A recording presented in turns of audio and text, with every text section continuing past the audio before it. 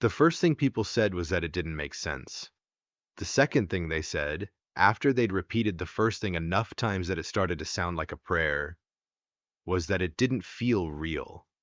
Because when a college student disappears, you expect messy clues, a broken routine, a frantic roommate, a phone left behind on a bed with messages stacking up like snow. You don't expect a parking garage stairwell, and you definitely don't expect a dorm keycard to wake up months later on an access reader that was supposed to be dead, half forgotten, and buried in the bones of an old building. But that's exactly what happened at Halden University. It started the way campus stories often start, as a half-heard sentence, muttered in a hallway, passed between students like contraband. Did you hear about Mara Klein? The name wasn't famous in the way influencers get famous. Mara was the kind of student who moved through campus without needing to be seen. She wasn't invisible, she was memorable if you paid attention, but she didn't perform herself for the world. She was a junior. She lived in a dorm that still smelled faintly of fresh paint and brand new carpet because it had been renovated not long ago. She had a scholarship, a part-time job at the library, and a habit of walking everywhere with her backpack slung on the same shoulder, as if that shoulder had been built for it. People described her in small, specific ways. She always had headphones, but never playing anything. She wrote things down on paper, like actual paper. She was polite, but she didn't do small talk. Not rude, just focused. Her major was data systems, and she had the kind of brain that didn't stop when her body did. The kind of brain that woke up in the middle of the night and started solving problems like it was fun. That's why the last place anyone expected her to vanish was a parking garage. The garage sat on the edge of campus, wedged between a new science building and an older complex with narrow windows and thick concrete walls. It was a multi-level structure with a faint chemical smell, like old oil that had seeped into the pores of the cement. On weekdays it was chaos, cars circling, students sprinting, horns that meant nothing and everything. At night, it emptied out into something else. A garage at night isn't just quiet, it's a different world. Every sound echoes like it wants attention.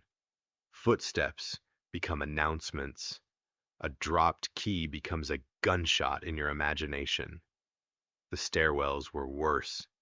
They were these vertical tubes of concrete and metal, painted a pale, institutional color that never looked clean.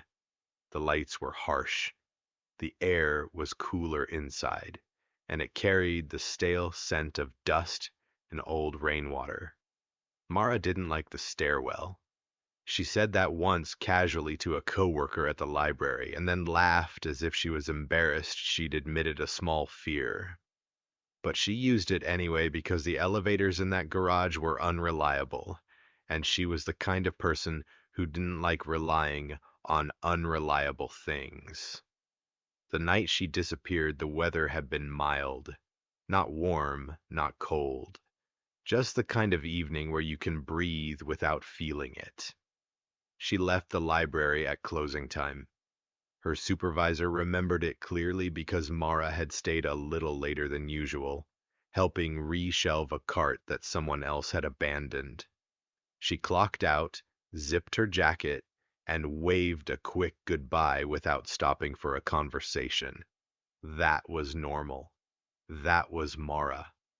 A security camera outside the library caught her crossing the walkway. Another camera near the garage entrance caught her swiping her student ID at the gate. She entered. And then, in the story's first cruel twist, almost nothing else was captured. The garage cameras were old. Some were broken. Some worked, only when they wanted to. Some recorded in a low frame rate that turned human movement into a series of jerks and blurs.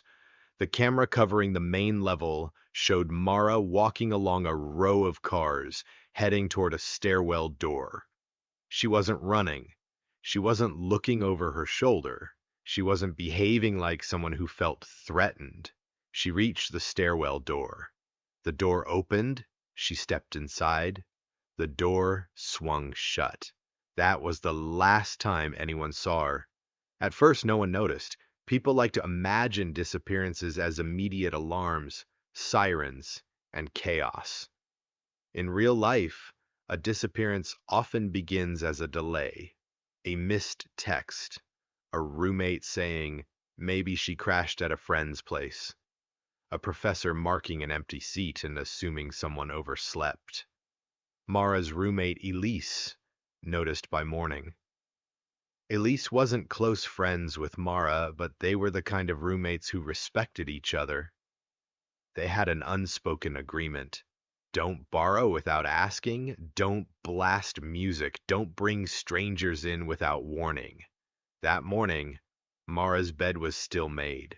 Her shoes were still by the door. Her toothbrush was untouched. Elise tried calling her. It went to voicemail. She tried texting. The messages didn't deliver. She walked to the library to ask if Mara had stayed late. Her supervisor shook her head and said, she left. That's when Elise's stomach dropped, because leaving was one thing, not coming back was another. Campus security was contacted, then campus police, then city police, once it was clear this wasn't a student skipping class or hiding from responsibility. They checked Mara's bank activity. Nothing. They checked her phone location. It last pinged near the campus perimeter before going dark. They checked her dorm room. No sign of packing, no note, no missing essentials besides what she'd had with her. Then they searched the garage. They found her backpack. That was the moment the story stopped being maybe. The backpack was on the stairwell landing between levels, tucked against the wall like someone had set it down carefully. Inside was Mara's laptop, her notebooks, her water bottle, her charger, everything she carried everywhere. But her phone was not inside. Her keys were not inside. Her ID card, her dorm key card, was not inside. It was as if someone had stripped the backpack of the things that could trace a person and left the rest like bait. They searched the stairwell itself. Every level, every corner, every maintenance closet door. They checked the elevator shafts. They checked the roof. They checked the drains. They brought in dogs, and the dogs pulled straight into the stairwell, then stalled on the same landing where the backpack had been found. That pause told investigators a lot. It said, this is where she stopped being a normal person moving through space. This is where something changed. Campus police reviewed the garage footage again and again. They zoomed in, they enhanced, they argued about shadows. They looked for a second figure, a flicker of movement, a door that opened when it shouldn't. They found nothing obvious, but nothing obvious isn't the same as nothing. In the days after Mara vanished, Halden University became a place with a hole in it. Students kept walking to class. Professors kept lecturing. The coffee shop kept grinding beans and playing the same tired playlist. But there was this new tension in the air, a tightness around stairwells and parking structures. People began walking in groups at night. The university issued the usual statements: we are cooperating, we are concerned, we are committed to safety. They added temporary patrols. They put up extra lights. They promised to upgrade cameras, but the story didn't fade the way they hoped it would, because Mara's mother came to campus. Her name was Dana Klein, and she arrived looking like she hadn't slept since the phone call. She walked into the campus police office with a folder full of printed screenshots, maps, and notes. Dana had a job that required her to be organized, and grief didn't erase that part of her. If anything, grief sharpened it into a kind of weapon. She asked questions that made the officers uncomfortable. Why are the cameras broken? Why was the stairwell door not logged? Why did the backpack appear on a landing without anyone being seen placing it? Why did her phone go dark in the same window of time as her disappearance? Dana didn't say it directly, not at first, but everyone heard it anyway. Someone on this campus knows more than they're saying. The investigation expanded outward. They interviewed students. They interviewed staff. They searched Mara's class records and lab logs. They dug through her emails. And then, in a place where reality and paranoia overlap, they found something that felt strange. Mara had been asking questions. Not casual questions, not what's on the test questions. She'd been asking about access systems, about old campus infrastructure, about why certain doors still had readers attached even though they weren't used, about the legacy network. The phrase came up in a chat thread on her laptop. Legacy network. It was a kind of term most students never touch. It belonged to facilities staff and IT people who had worked there long enough to know where the bodies were buried, figuratively at least. Dana read the messages and felt something shift. Her daughter wasn't just a student who happened to disappear. Her daughter might have been stepping into something. Detective Leon Mercer was assigned as liaison from the city department. He had the tired eyes of someone who'd seen too many cases go cold, and the patience of someone who still tried anyway. Mercer didn't buy paranormal theories. He didn't buy conspiracy theories without evidence. But he respected patterns. And the pattern he saw was this. Mara went into a stairwell. Mara vanished. Her backpack was left behind with traceable items intact. Her phone and keycard were removed. That suggested someone wanted her location untraceable. Someone wanted control over her access. Mercer asked campus IT about keycards. The IT director, a neat man with a polite smile, explained that student IDs were used for dorm access, certain buildings, and after-hours labs. The system logged entries. It could be deactivated quickly if a card was lost. Mercer asked when Mara's card had been deactivated. It said it was deactivated after she was reported missing. Mercer asked if there had been any access attempts before the deactivation. IT said no. Mercer asked if there were any logs from the garage. IT said the garage wasn't tied to the dorm system. The garage gate used a separate credential, but the stairwell doors technically were just mechanical. No readers. Mercer's eyes stayed on the IT director a little too long. Technically, Mercer repeated. The director blinked, then said, there used to be an access reader on one stairwell door years ago. It was decommissioned. Decommissioned, Mercer said. Removed? It's not active, the director replied. Mercer asked where the decommissioned reader was. The director said it was still physically on the wall, but it didn't connect to anything. Mercer asked for proof. The director agreed to show him. They walked to the garage stairwell where Mara vanished. The door looked ordinary. Metal, painted, slightly scuffed. But on the wall beside it, half hidden by a faded stairwell sign, was an old card reader, yellowed plastic, a small light that, according to everyone, did nothing. It looked like a relic from a time before smartphones, before everything became sleek and touch-sensitive. Mercer leaned close. No light, no hum, nothing. He looked at the IT director and said, "You're sure it's dead?" The director nodded quickly. Yes, Mercer said. Okay, we'll check it anyway. That reader became one of those details that people filed away mentally and forgot because nothing happened immediately. Weeks passed. Searches expanded beyond campus. Flyers went up in gas stations and grocery stores. Students held vigils with candles that flickered in the wind. Then months passed. The campus returned to its routines with a kind of forced amnesia, the way people do when the alternative is living in constant fear.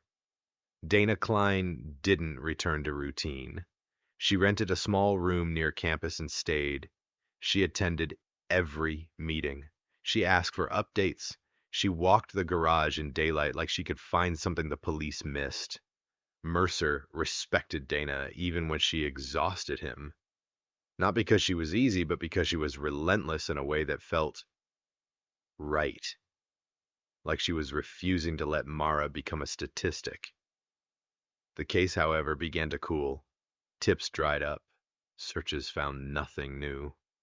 Mara's face on posters began to fade under sun and rain. Then one morning, campus IT got an alert. It was a small alert, a mundane one, the kind that usually gets ignored. A legacy device had pinged the network. A legacy device identified itself with an old hardware address and sent a tiny burst of data like it had been asleep for a long time and finally remembered how to speak. The device name in the system was something like Garage Stair Reader. The IT technician who saw it at first assumed it was a glitch. Maybe someone accidentally powered a closet circuit, maybe an old panel reset. But when he pulled the log, he stared at it for a long time before he called his supervisor. Because the log didn't just show the reader had come online, it showed the reader had recorded a card swipe, a swipe tied to a student credential, and the credential belonged to Mara Klein. The technician printed the log with shaking hands and walked it to campus police. Campus police called Mercer. Mercer came in fast, coffee untouched, jaw tight. He asked to see the log.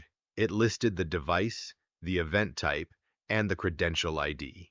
It was labeled as a successful read, not a failed attempt, not an error, a successful read. Mercer asked the first question that mattered. When did this happen? The technician answered with a date that made Mercer's stomach drop because it was recent, too impossible. Mercer looked at the log again. The reader had been decommissioned, yet it had recorded a card swipe, and it had sent that information into the system as if it had been connected all along. Dana Klein was called in. Mercer watched her face as he told her. He expected hope, because parents cling to hope like oxygen. Dana did something else. She went still. Then she said quietly, "That means someone has her card." Mercer didn't contradict her. Dana asked if the card could have swiped by itself. Mercer said no. Dana asked if it could have been a system glitch. Mercer said maybe, but he didn't believe in maybe when a missing person's name appeared on a log like a ghost. Dana asked where the reader was. Mercer said, "The stairwell." Dana whispered, "The same stairwell." And there it was. That feeling again. Not paranormal, not magical, just cruelly symmetrical. They went to the garage immediately. The reader was still there, but something had changed. Mercer leaned in and saw that the reader's plastic casing had been cleaned. Not fully, but enough that the dust pattern was different. Someone had touched it recently. Mercer had his team check the electrical panel for the stairwell corridor. They found a breaker that had been flipped. Not by accident, by intention. The old reader, supposedly dead, had a power line that had been disconnected in theory, but had been quietly left in place. Someone had restored power, and somehow restored a connection to the network. Mercer looked at that and felt the case wake up inside him, because this wasn't a ghost. This was a person. Someone had intentionally turned that reader back on. Someone had intentionally used Mara's credential, and someone had intentionally let the system report it. That last part bothered Mercer the most, because criminals usually hide. They don't leave little breadcrumbs that scream, "Look here," unless they want you to look, or unless they're arrogant, or unless they made a mistake. Mercer called in a specialist from City IT Forensics, a woman named Priya Shah, who had the kind of calm that comes from competence. Priya examined the reader, the panel, the network connection. She said, "This is old hardware. It doesn't behave like the new readers. It caches." Mercer frowned. "Caches what?" Priya explained that some older access systems stored credentials locally when offline. They would log swipes even without network connectivity, then upload later when the connection returned. Mercer's eyes narrowed. So this recent swipe could have happened earlier. Priya nodded. Yes, the reader could have stored it and then transmitted it now that it had power and network again. Dana Klein looked at Priya like she wanted to shake her. "So when did the swipe happen?" Dana demanded. Priya exhaled slowly. "That's the problem. The timestamp might be when the reader uploaded, not when the swipe occurred." Mercer asked, "Can we find the real time?" Priya said, "Sometimes, if the device stored an internal clock reference. But older devices drift. If it lost power, it could reset."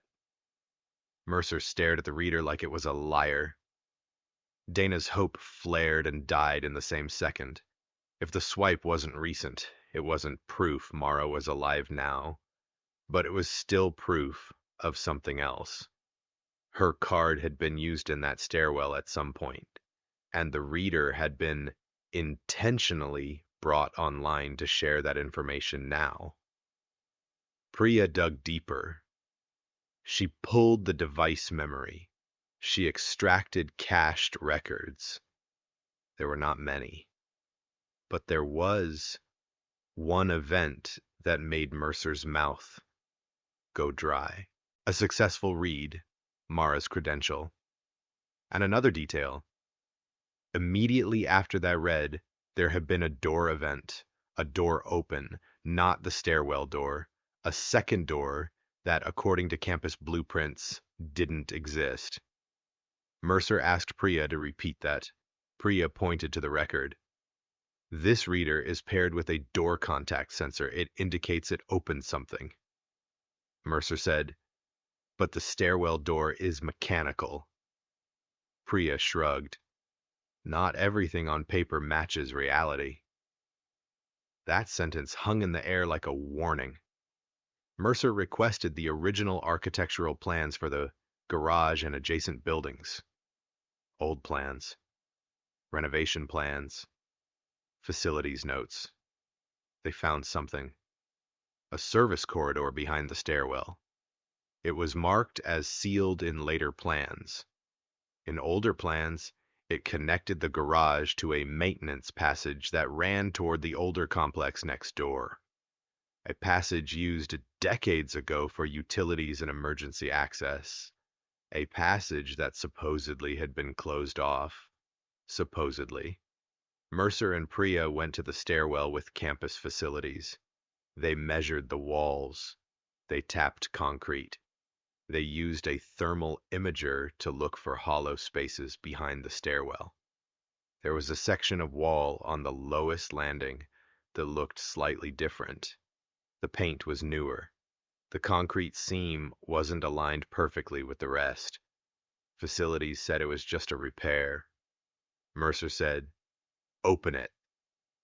Facilities hesitated because opening walls is expensive and embarrassing. Universities hate expensive embarrassment. Mercer didn't care. They brought in a small demolition team under police supervision. They cut into the wall panel carefully.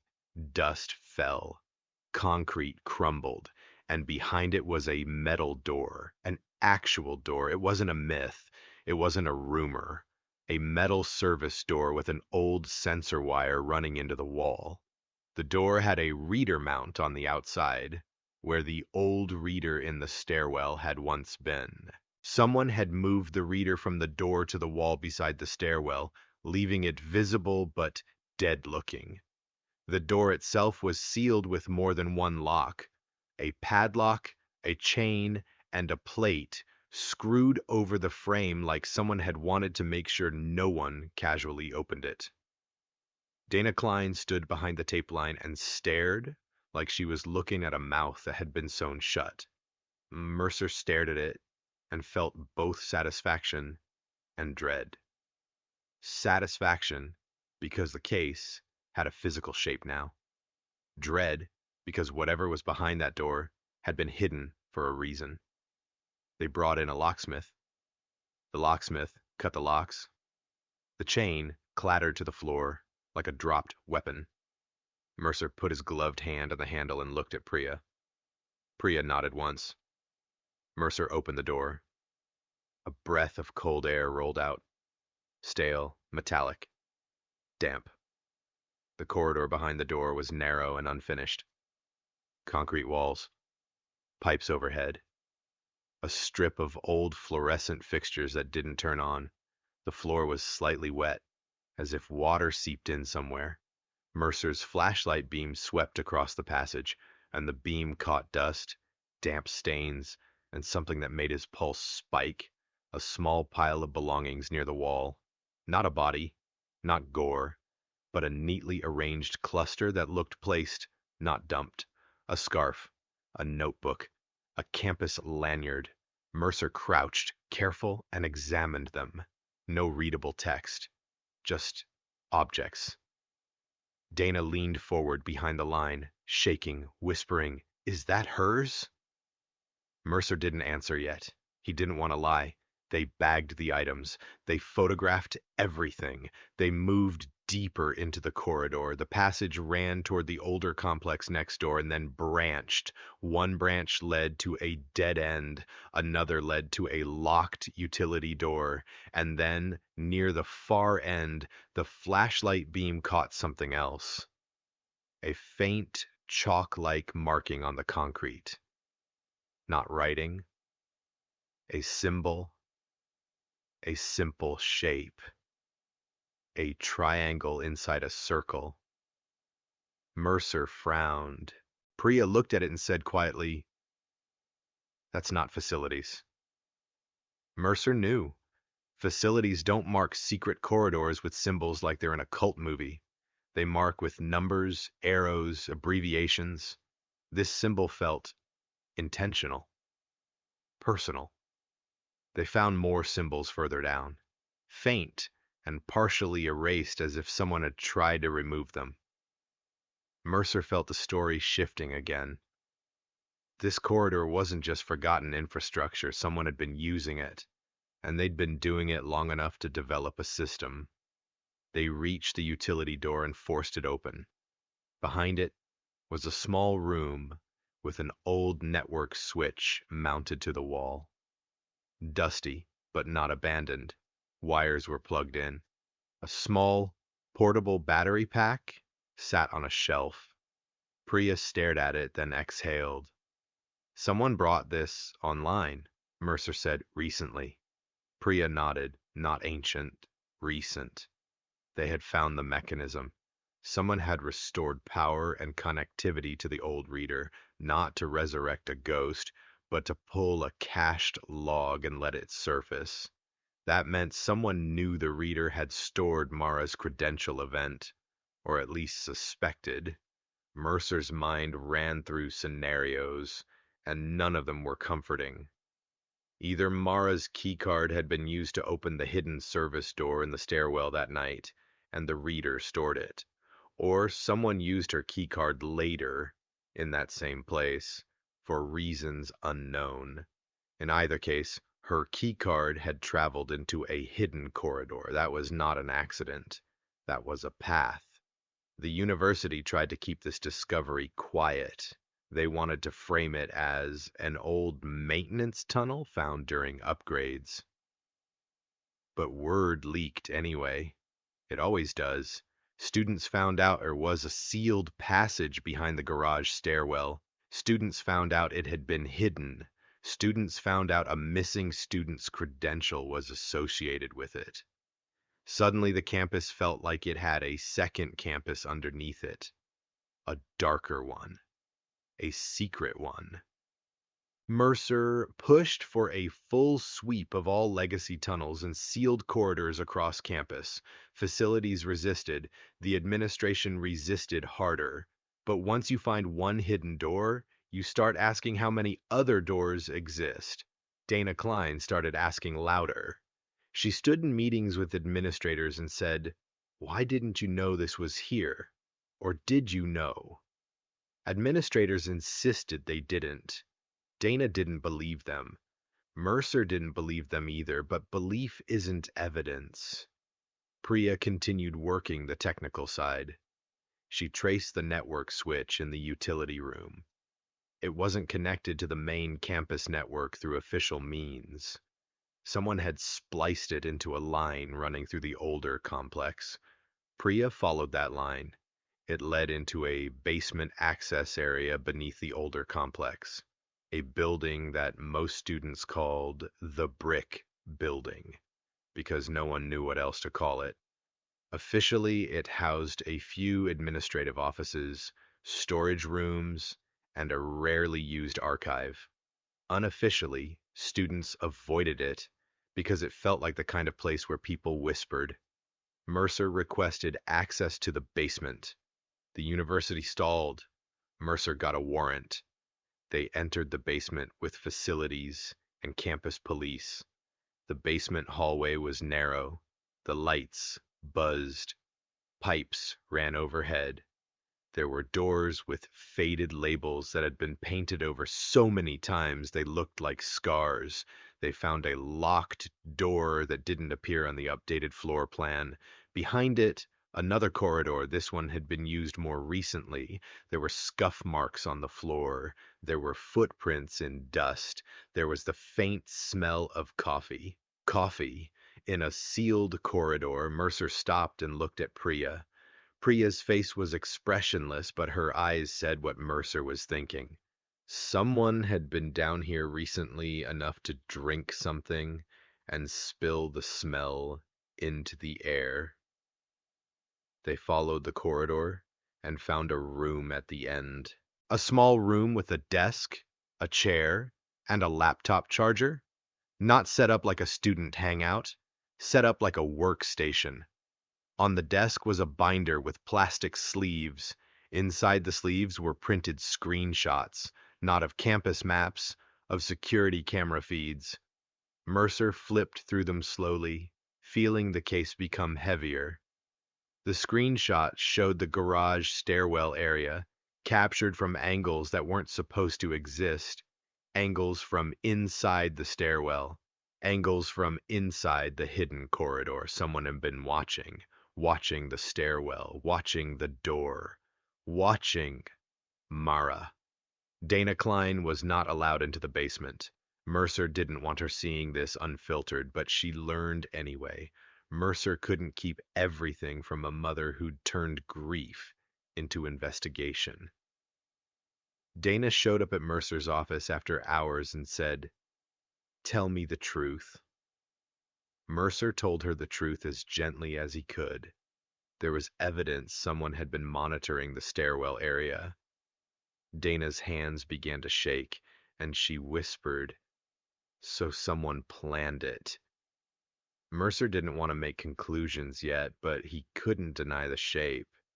The keycard reactivation wasn't just a clue, it was a message. Someone had deliberately restored the old reader so that the cached log would upload. Someone had wanted investigators to find the hidden door. Someone had wanted them to follow the corridor. Why? Because they wanted the story to shift away from the person and toward the place. They wanted attention on infrastructure, not on an individual. Or chatafrim. They wanted to lure investigators into the wrong tunnel while something else happened elsewhere. Mercer felt the case branching like those corridors. He needed motive. He needed a reason someone would take Mara.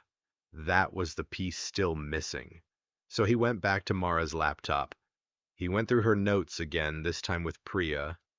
They found a folder on her laptop, labeled in a boring way, Systems Project. Inside were diagrams of access systems, readers, controllers, legacy devices. Priya frowned. This is beyond a student project. Mercer asked, what does it mean? Priya said, she was mapping the access network, not just what's official, what's left over. Mercer felt his pulse tighten. Mara had been digging into the skeleton of campus security. Why? They found an email draft that Mara never sent. It was addressed to someone in campus administration, an oversight office. The subject line was something like, unreported access points. The body was unfinished, but it included a sentence that made Mercer's jaw clench. Something about doors that are not documented and credentials being accepted after deactivation.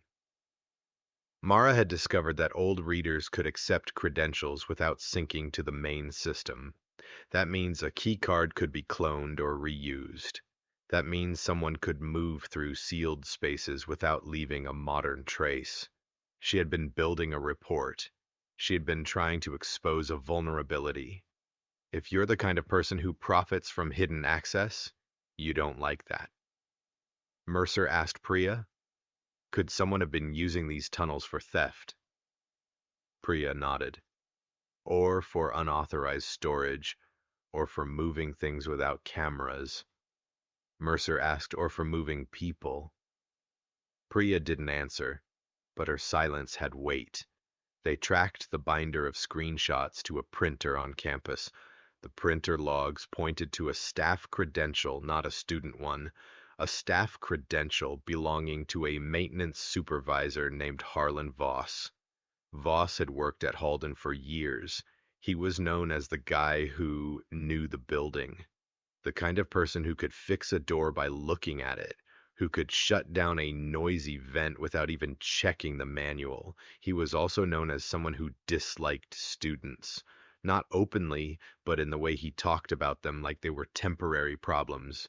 Mercer brought Voss in for questioning. Voss arrived with a stiff posture and an attitude that said he considered this an insult. Mercer kept it calm. He asked about the tunnels.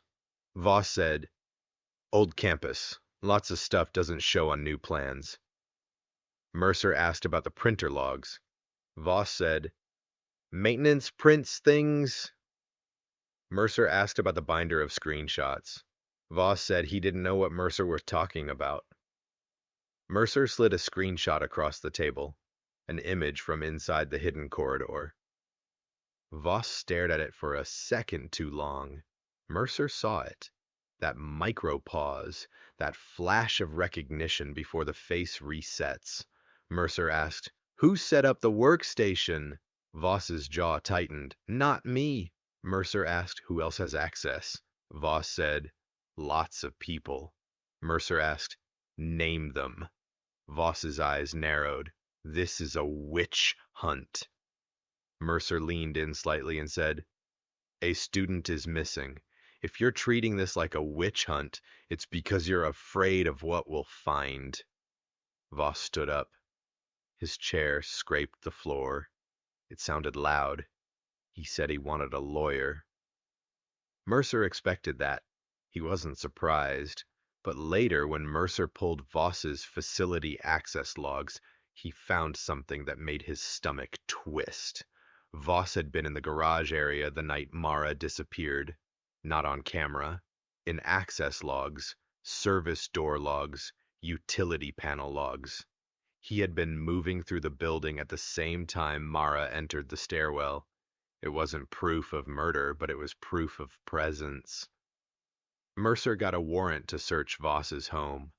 They found keys, lots of keys, old keys, new keys, keys labeled with tape that had faded. They found a card cloner device in a drawer, not illegal by itself, depending on use, but suspicious as hell. They found a stack of old campus ID cards, expired, deactivated, but kept. They found Mara's keycard. Dana Klein was with Mercer when he told her. Mercer watched her face collapse and harden at the same time. A strange combination. She whispered, "He had it." Mercer nodded. "He had it!" Dana said, "That means he took it." Mercer didn't correct her. He couldn't. Voss was arrested for possession of stolen property and obstruction, while the investigation expanded. But even with the keycard, even with the workstation, even with the tunnels, there was still a missing piece. Where was Mara? Because a keycard can be taken from a backpack without taking the person. A keycard can be stolen and used to set up a frame. Mercer refused to let the tunnel story distract him from the human one. He reopened the physical search with new eyes. If Voss used tunnels, he could have moved Mara without being seen in the garage cameras. If he knew the hidden doors, he could have moved her to a place no student ever goes. Mercer reviewed old building maps again. Priya helped, tracing possible connections. They found something. A sealed freight elevator shaft that connected the garage level to the basement of the older complex, and from there to a sub-basement used for old storage. A place listed on maps with a vague label that sounded harmless. Archive storage. Mercer asked the administration about archive storage. They said it held old files. Mercer said, "Open it!" They stalled. Mercer got another warrant. They opened the sealed freight elevator access door. The air that came out wasn't just stale, it was cold and damp and wrong. They descended carefully into the sub-basement with lights and gloves and a tight formation that felt like a ritual. The sub-basement corridor was narrower than the basement above, and the walls were rough concrete. Water had seeped in over years, leaving mineral stains like pale veins. They reached a heavy door with a mechanical lock. Voss's keys opened it. The room beyond was not a normal archive. There were shelves, yes. Boxes, yes. But there were also signs of recent habitation. A chair that had been moved. A blanket folded. A plastic bottle. A small, portable heater. Mercer's throat tightened. They searched the room. Behind a row of boxes, they found a second door. This one wasn't on any plan. This one had a modern lock. This one felt like the final layer of secrecy. Mercer forced it open. Inside was a small storage space. No windows. Bare concrete. And in the corner, sitting on the floor with her knees pulled close, was Mara Klein. Alive. Not in good condition. Not a miracle. But alive. She blinked in the light like her eyes didn't trust it. She raised a hand as if to shield herself, then froze when she saw uniforms. Mercer crouched slowly, speaking softly, not wanting to shatter her.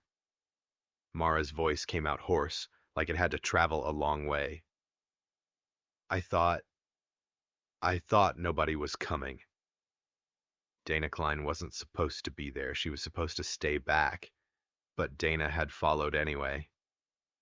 She stepped into the doorway, saw Mara, and made a sound that wasn't words. It was pure animal relief. Mara turned her head and stared like she couldn't believe the shape of her mother was real. Dana moved forward, slowly, careful, trembling, and whispered Mara's name the way you whisper something sacred. Mara began to cry silently, not dramatic, Not loud, just tears dropping like her body finally allowed itself to release pressure. They got Mara out. Medics evaluated her.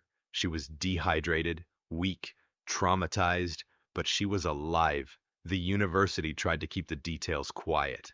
Mercer didn't let them, because the tunnels weren't just a creepy campus rumor. They were an operational vulnerability that someone had exploited to hide a human being. Mara's statement, given after medical care and time, filled in the missing pieces in a way that made Mercer's skin crawl. She said she had been in the stairwell when she heard footsteps behind her. Not loud, not rushed, just present. She turned and saw a man she recognized from maintenance. Voss.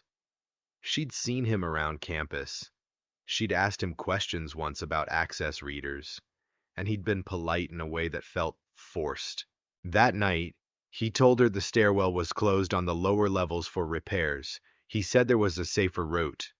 Mara didn't trust him, but he stood between her and the door, and the stairwell was narrow, and her instinct was to avoid conflict. She tried to step around him. He grabbed her arm. She pulled away. He didn't punch her. He didn't do anything dramatic. He did something worse. He showed her a badge-like credential and said he could accuse her of trespassing in restricted areas, that he could get her expelled, that he could call campus police and say she attacked him. It was a threat made of bureaucracy, not fists. Mara hesitated. That hesitation was enough. Voss pushed her toward the sealed door hidden behind the wall panel. He unlocked it quickly like he'd practiced. He pulled her through. Mara fought, but the corridor swallowed sound. Concrete eats, screams. He moved fast. He knew the path. He knew which doors opened. Mara said she realized then that he'd done this before, not necessarily with a person, but with objects, with access, with hiding. He took her phone first. He turned it off. He pocketed it. He took her keycard. He kept it. He left her backpack behind later, neatly, like a staged scene. Mara said he talked while he moved her, not kindly, not cruelly, just explaining. He said she'd been asking questions. He said people didn't understand how fragile systems were. He said if she reported what she found, it would ruin things. Mara asked what things. Voss laughed once, quietly. He said, "You think this place runs on tuition?" Mara didn't know what he meant until later, when she saw the workstation and the binder and realized someone had been using tunnels to move stolen items. Electronics, equipment, anything that could be taken, stored, and sold without triggering official inventory systems. Mara said she was kept in that hidden space because Voss didn't know what else to do. He'd meant to scare her, to silence her, to make her stop asking questions. But once he crossed the line into physically taking her, he couldn't uncross it. So he kept her hidden. He brought food occasionally, water, a blanket. He told her to be quiet. He told her if she screamed, no one would hear. He was right. Then months later, something changed. Mara said Voss began acting nervous. He checked the locks more often. He looked over his shoulder. And then one morning he told her, "They're digging." Mara didn't understand until she heard distant drilling through concrete, the sound of the stairwell wall being cut open. Voss panicked. He moved her deeper into the sub-basement. He sealed her behind a second door. He did something else too, something that made Mercer's blood run cold when Priya explained it. Voss restored power to the old stairwell reader and forced it to upload cached logs. He wanted investigators to find the hidden corridor. Why? Because he wanted them to focus on the tunnels, on infrastructure, on theft, on campus secrets. He wanted them to chase a bigger story so his smaller one locked door, one hidden space, could stay unseen. He also believed in his arrogance that the tunnel story would make the university panic and shut things down, burying evidence again. Instead, it did the opposite. It made Mercer pry harder. Voss's key mistake wasn't leaving the reader online. His key mistake was assuming everyone would treat the tunnels as a scandal and not as a crime scene. Mara was found because the keycard reactivated, not because the keycard brought her back to life, because it forced the campus to admit the building's bones were still connected. And once you admit that, you have to open what you sealed. After the arrest, the university released statements about unexpected legacy infrastructure. They promised audits. They promised upgrades. Students posted videos of the garage stairwell with ominous music. Dana Klein didn't care about statements. She cared about the fact her daughter was alive and that the campus had failed to protect her. Mercer cared about one other thing too, because when they searched the workstation again, deeper this time, they found that Voss had not been working alone. There were logs of other credentials, other staff cards, other after-hours movements. The tunnels were bigger than one man. Voss was a door, not the whole hallway. Priya told Mercer that the access network showed patterns, consistent, repeated, organized. Mercer began pulling threads. Some threads led to theft. Some threads led to administrative negligence. Some threads led to people who had benefited from not looking too closely at what happened under their feet. But Mara's case was the one that cracked the campus open. Because when the story went public, really public beyond campus rumors, people didn't just think, that's creepy. They thought, that could have been me. And they were right. Mara recovered slowly. She returned to campus only once, months later, to collect her things. She walked past the garage from a distance, her shoulders tense, her eyes fixed ahead. Dana walked beside her like a shield. Mara didn't go near the stairwell. She didn't need to. She already knew how easily a normal door can become a trap when someone knows what's behind the wall. Before she left, Mara asked Mercer one question. Did the keycard reactivation save me? She said quietly. Mercer considered the question carefully. It didn't save you, he said. It led us. Mara nodded, absorbing that. Then she said, almost to herself, so it was a breadcrumb. Mercer said, yes. Mara's mouth tightened and she looked out across campus with a distant expression. I used to think systems were just systems, she said. Neutral. Mercer didn't interrupt. Mara continued.